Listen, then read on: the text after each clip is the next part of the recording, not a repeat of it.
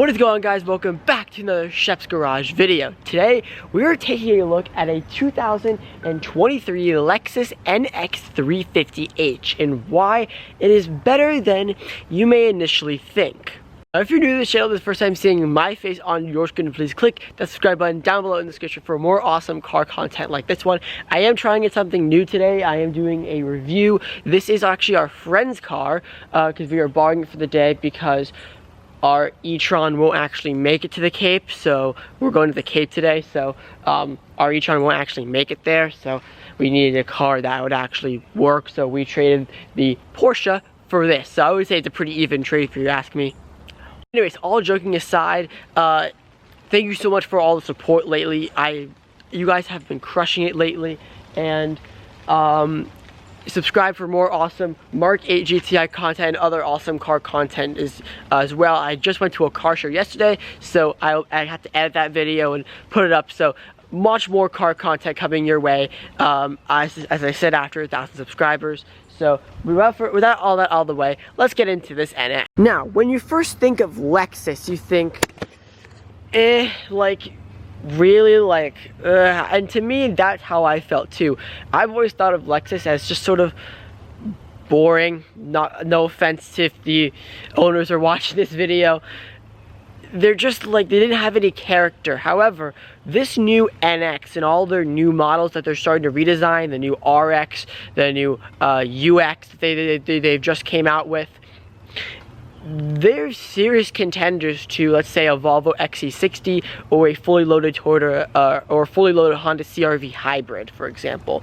So let me show you around this car and let me show you what I mean. Let's start off with the exterior design, because this NX has actually just been refreshed. So starting at the back, you can see like it's a nice looking car. I mean, there's no like really anything exciting about it, I should say, anything unexpected. However, I do love this full light bar that goes across. A lot of car manufacturers are doing light bars these days. That's the new trend in the car industry. Speaking of trends in the car industry, a lot of people are writing the name instead of having a logo on the back of their car. That looks really nice. And then these cool, whatever these are, fake vent things, you know, it adds character and that looks pretty nice. As well as the sort of fake grille exhaust as well. But other than that, side of the car looks kind of the same for the NX over time. I mean, they haven't really changed the side. I do love these black accents on the door handles though. And then coming up to the front here, looks really nice.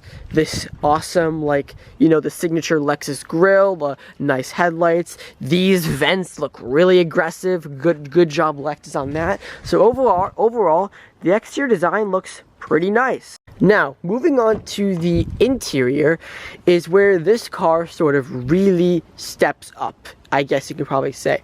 So before, I thought Lexus interiors were dated and boring. And as well as their infotainment system sucked so much. I think everybody hated it. You had a mouse. I'll put a picture up on the screen so you guys can see what I mean. You had a mouse and you controlled it with the mouse, and it was just, oh, it's a nightmare if you can imagine. But this new Lexus NX Lexus has fixed that issue, and it is no longer a problem. However, it's still average, let's put it that way. Starting off on the overall look of the interior and the dashboard, it looks nice. It's definitely elevated. I would still definitely take this over a new CR-V hybrid fully loaded, or a RAV4 Prime hybrid fully loaded. But I mean, obviously you have very, very nice stitching everywhere, soft touch materials everywhere. Obviously down below you get the normal scratchy plastics, but you know, that's expected for this type of class of car. And then you have the very nice Mark Levinson speaker grills up top and some nice wood trim. Then overall, the overall looks of the seats look really nice. This is an NX 350h, so I think it's the almost top of the line NX, and I really like the seats and the overall look of the interior. I'm not a Lexus aficionado, so I don't know if these seats are standard. Something tells me there wouldn't be, but I mean, overall the dashboard's a nice squidgy material, very nice. The overall seat design looks really good. I love all the sort of lines in the seat. Looks very nice. And overall, the seat itself is very, very, very comfortable. I've always thought that Lexus seats were really nice, and I think they still are. These seats look good, and they are very comfortable to sit in. Continuing on with the interior, you do have a lot more leather stitching everywhere, even like right here, for example, which obviously was definitely not needed, but you know what, the more stitching the better. And this overall center console area looks nice. You have less buttons, and then you also have this very confusing shifter, which I'll get to in a minute, but then you have the brand new infotainment screen, which I will show you guys in a second. But this entire screen is your infotainment. It's all touchscreen, and you know what? It's better than the old Lexus infotainment system with the mouse, but it's still, I would say, not there yet with competitors. I would say like a Volvo XC60, or what's another entry level, I would say a Volvo XC60 would probably be at the top of it. Maybe a Audi Q5 or something like that. I would say it isn't quite at that type of level, but it's still better than before, and that's an improvement in my books. Obviously, new redesigned steering wheel, new digital dash, and overall, the interior dashboard and center console are really nice. Moving on to the back seat is just, you know, it's an average back seat. Still stitching, which is very nice. Still soft and squidgy materials everywhere. And then obviously down below, you do have these scratchy plastics, expected though, so no criticism there. The seats are still just as nice, and you do have a good amount of headroom and legroom, which, I mean, is expected for a mid-size entry-level luxury SUV. You do have heated seats back here, your own air vents, and charging sockets at 12 volt. Shocking that Lexus is still doing those, and USB-C ports. So overall, this back seat is nice. You still have the Mark Levinson speaker grille and wood trim. So overall, the back seat is nice. Now let me show you this infotainment system. So foot on the brake, power, and copyright, sorry. Okay.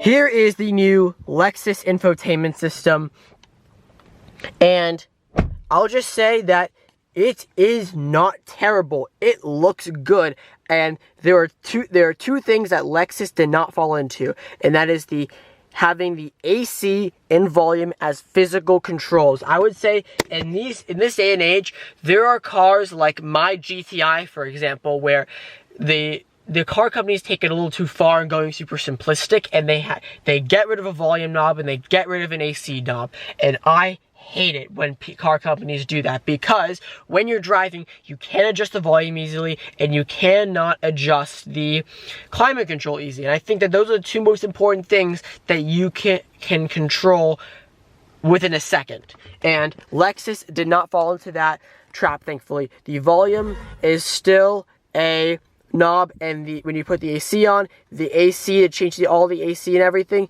is still a knob, which is great to see. Overall, this infotainment system is fine. I mean, infotainment system is fine. It's easy to navigate. It does make this kind of soothing, like, dinging sound, like when you press things. Very interesting. Overall, you know, it's a good infotainment system. I wouldn't say it's the best infotainment system I've ever used, but you know what? It's fine, and that's an improvement. The digital dash is very cool though, and you can change different drive modes. So in eco, or in sport, it changes to red, and then if you put it in eco, it changes to blue, and then if you put it in normal, it changes to like gray-ish. Sport mode, I think it looks really cool. It just uses the gasoline engine. Put it in eco, and it tries to use more of the battery and everything. Push EV mode, and that little light comes on, so it only uses the battery. That's pretty neat. And then, but overall, I mean, it is a nice infotainment system and a nice Nice technology. Wouldn't say it's up there with the Volvo X, the new XC60 hybrid, or the what's it called, Audi Q5 hybrid, for example. I do want to talk about my 2 complaints with this new NX, and I have to start off with the shifter. This shifter sucks. I'm sorry, but I don't want to bash Lexus owners, but Lexus's new shifter, it just sucks. So let me just show you how it is, okay? So obviously, turn the car on so I can show you guys while this boots up again. So this is your shifter, and you may say, oh, what's so bad about that? Well, this is new Lexus and Toyota shifter. I think this is in the new Prius. Let me guys know if you own an NX, let me know, or any Lexus product with this shifter. Let me know if you guys think this is irritating too. So to put it into reverse, right? You have to do over and then up. That's reverse, right? And then to put it into drive, over and down. And then anything beyond that, you have to go over first. So, for example, over and up, half put down is neutral, and then push P for park. So, I mean, overall, this shifter is confusing, because imagine if you're doing a very rushed 3-point turn, you're not going to be able to do it because you're going to be going over and up and down and up and down and up, and it's a hassle. So, this shifter just sucks. It should just be either up, up, down, down, or just a normal, like, shifter. Like, this is just, it's too complex. It's just what I'm trying to say. The final annoying thing with this car is the door handles. So, they are not handles, they are buttons. It's kind of like the Tesla Model 3 in a way, where you have to push the thing to get out, which it isn't annoying, it's inconvenient, because so many people of the buyers from this car are expecting just a normal door handle, where they always use the manual release to get out. So just either make the button more visible, or don't use a button, Lexus. Like, that's just what I'm trying to get here. So, overall, this new Lexus NX is nice. I do like it a lot. The technology is good. It's definitely better than the last model. The exterior is good. The interior is nice for the money you're getting for this car. However, me personally, I still would take a Volvo XC60 hybrid over this car, and I'll give you my reasons. To me, I think that car is a little bit more nicer exterior and interior wise, and I think you're getting a little bit more for the money. And however, I still would take this over a fully loaded RAV4 Prime or a CR-V hybrid, for example. So that's sort of where I stand. I just think that this car is lacking the character that the XC60 has. So thank you so much for watching this video. Let me know if you want me to do more car reviews in the description down below, and I will see you guys in the next one. Peace.